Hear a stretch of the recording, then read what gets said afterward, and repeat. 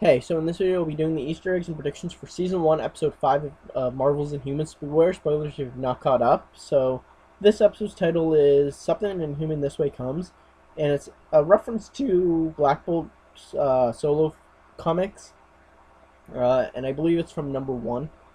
But yeah. But when I was Googling what this title was referencing, uh, there was an image of Triton that popped up, and it had the exact same "Something Inhuman This Way Comes." So it's a double meaning, I get a double reference. But the weird thing is, this episode was not a Black Bolt centric episode or a Triton. It definitely wasn't a Triton because we haven't seen him since episode 1. But yeah, I don't understand why they used that reference for a Karnak centric episode. But yeah, and it's most likely that this episode's title was a reference to Something Wicked This Way Comes, which is a book and that was turned into a movie. So yeah, since it was a Karnak episode, we had two like semi references or Easter eggs, I guess.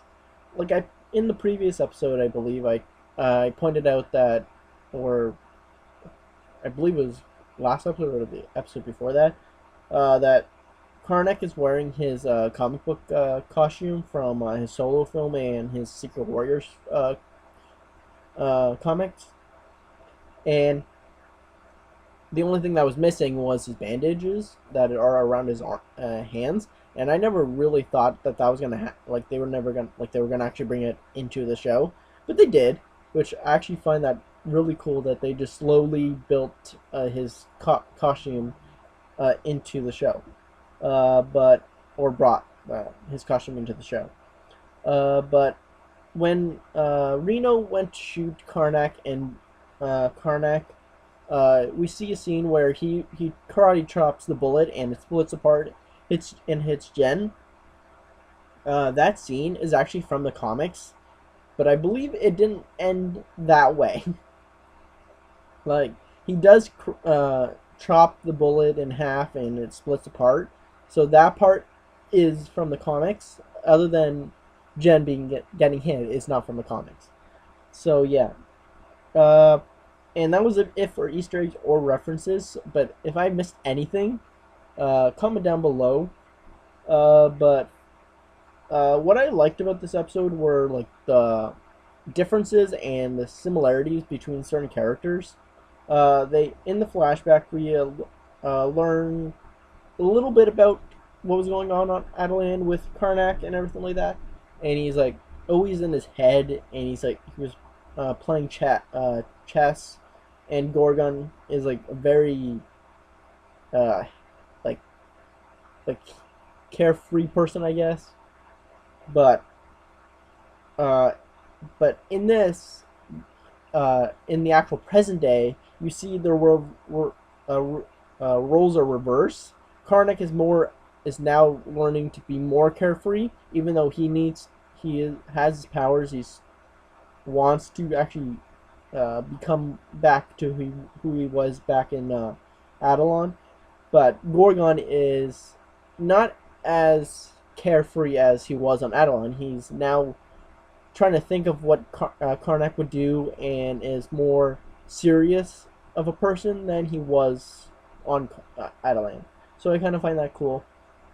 And I never clued into this, but um, there's a similarity to, or like not a similarity, but we find out about Locust a bit and how the royal family was treating her and all that kind of stuff.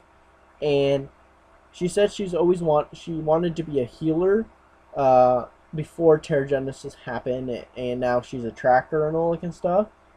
And uh, they it, what I never really clued in was that what Locust wanted is Auron's powers. Auron is a healer, like she heals herself.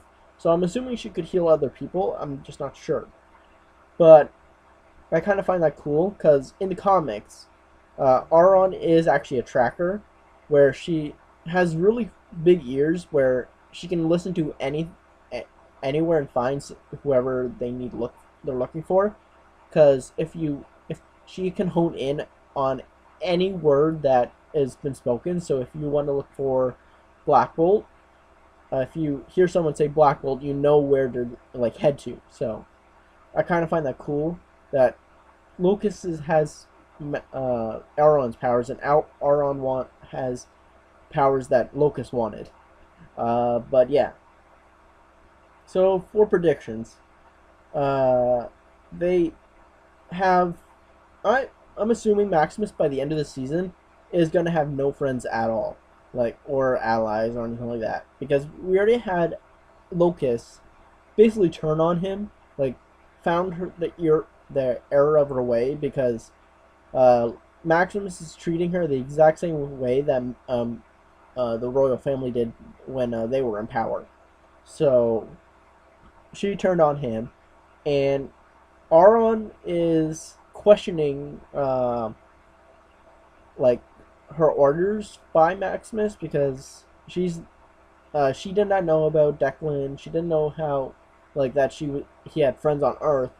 So she's questioning on should I really be aligning herself with her Maximus, and I'm assuming she's gonna turn on him at some point, probably in the finale. I could be wrong, but most likely the finale she's gonna turn on him.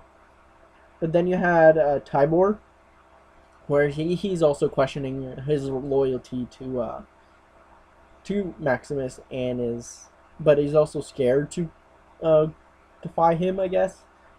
But yeah, there's no way he's gonna Maximus is gonna have any friends by the end of the season. Uh, and there's a prediction or theory that I saw on Twitter, I believe, that a couple people are saying is that Gorgon is gonna die in the next episode, and I hope that's not true because I actually like I had the hardest time to actually liking Gorgon. Like he's a cool, a fun character, I guess, but he like there was nothing really of substance of for his character while he was with the surfer dudes and whatnot. But when we find like we explored his character in this episode with the whole Karnak flashback and all that good stuff, and how he interacted with Luis and everything like that.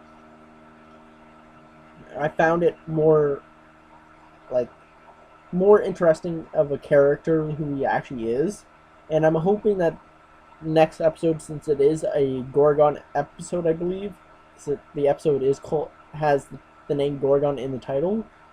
I'm assuming we're gonna learn more about who he actually is. But I just hope he just doesn't die in the next episode. But yeah, comment down below if I missed any Easter eggs or references, and what kind of predictions do you see in the next 3 episodes? See ya.